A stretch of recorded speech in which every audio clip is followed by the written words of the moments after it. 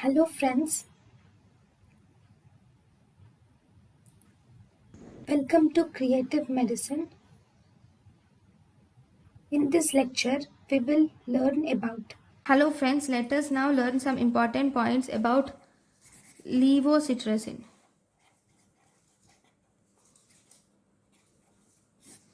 Levocetrazine has less amount of sedation than cetrazine. It will induce less amount of sedation than cetrazine. This levocetrazine is also second generation antihistaminic, and this levocetrazine is an active enantiomer of cetrazine. It is an active enantiomer of cetrazine.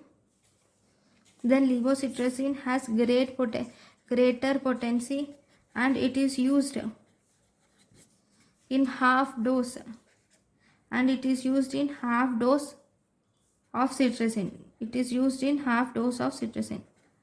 Okay, so this is about the levocetrazine. Thank you for watching.